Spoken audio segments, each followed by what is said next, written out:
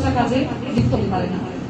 আমার শাশুড়ি মা আমাদের বাসায় তালিম হয়, প্রতি সপ্তাহে তালিম হয়। ওই বাসায় কোনো পুরুষও যেতে পারে না, সেগুলো হচ্ছে আমার বাসায় পুরুষ যাওয়ার আশা করে। আমার শাশুড়ি মা প্রতি সপ্তাহে তালিম করে, একক তো নামাজ বিকেট করে না। আর আমার স্বামী কেমন আপনারা তা জানেন। আর আমার রাজনীতির কারণে আমার ভাই আমার পাশে সবসময়, আমি আমার ভাইকে পাই, আমি ডাকি আমার ভাইকে হেল্প করার জন্য।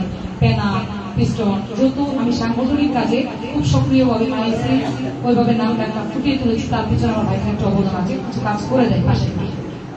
তা যদি একটা ভাইয়ের বোনের করে দেওয়ার জন্য দুর্নাম হয়, তাহলে আপনারা সমাজের দিকে আপনারা বলবেন তাকে নিয়ে আপনারা বলবেন যে রাজনীতি করলে কি লোকজন লাগে না, কি বলেন? যাই হোক, আপনাদের কাছে আমার কষ্ট যে আমি আমার রাজনীতি কেরিয়ার জীবনে কোনো চাকরি তদবির করি নাই। আমি আমার রাজনৈতিক কেরিয়ারে কোনো টেবিলে গিয়ে কোনো বিষয়ে কোনো তদবির করি নাই। আমি আমার রাজনৈতিক জীবনে কোনো মাদকের সাথে জড়িত না।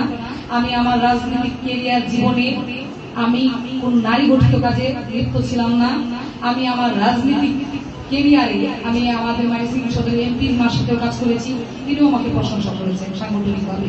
আমি কৃষক লীগ করেছি পুরুষদের সাথে, পুরুষ ভাইদের সাথে সক্রিয়ভাবে, তারাও আমার সবসময় প্রশংসা করে। তাহলে আমি বুঝলাম না 2 বছর 2.5 বছর একটা অনাকাঙ্ক্ষিত ঘটনা ওনার প্রেমিককে দিয়ে আজ আমার পরিচিত লোক বানিয়ে আমার বাসায় তিনি রানা বিলাতে রঙ্গলীলায় লিপ্ত দেখে কিসের ভিত্তিতে একটা মিথ্যা মামলা দিয়ে দেয়। আমি প্রশাসনের, আমি সাংবাদিক ভাইদের দৃষ্টি আকর্ষণ করব, সত্য প্রকাশ করবেন। সত্য কোনোদিন চাপা থাকে না, সত্য চিরদিনই সত্য, সত্য কোনোদিন মিথ্যা দিয়ে ঢাকা যায় না। আপনারা অবশ্যই আমি জানি আইন শৃঙ্খলা বাহিনী আমাদের মানুষের সবাই সক্রিয়ভাবে কাজ করে, তাদের প্রতি আমার উদার আহ্বান থাকবে। আপনি মেয়ে মাইনিসিং কি করে, তার কর্ম কি, তার কাজ কি, সে কোথায় কোথায় বাসা ভাড়া নিয়েছে, সে কোথা থেকে টাকা আর্ন করে, বাসা ভাড়া কোন জায়গা থেকে দেয়। আমার স্বামী আছে, আমার শাশুড়ি মা আছে, আমার মা আছে, আমার বাবা আছে, আমার বোন আছে দুবাই, যার কাছে আমি টাকা চেয়ে এখন বললে এখন 1 লাখ পাঠিয়ে দিই, এই খরচগুলো সে দিচ্ছে।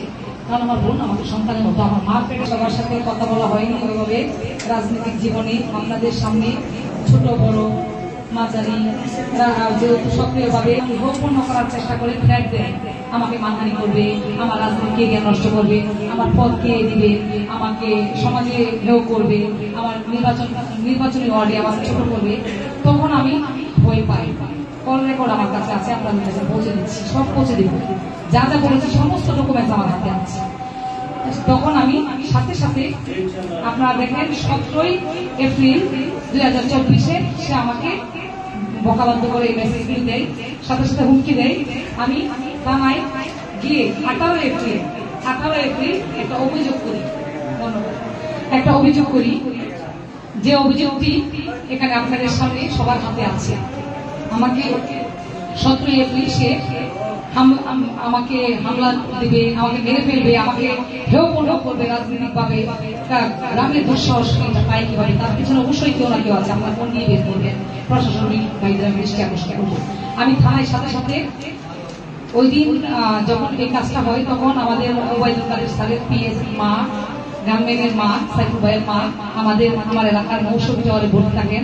আমি সারা 3টা পর্যন্ত অপরসূর্যের সামনে বসে থাকি।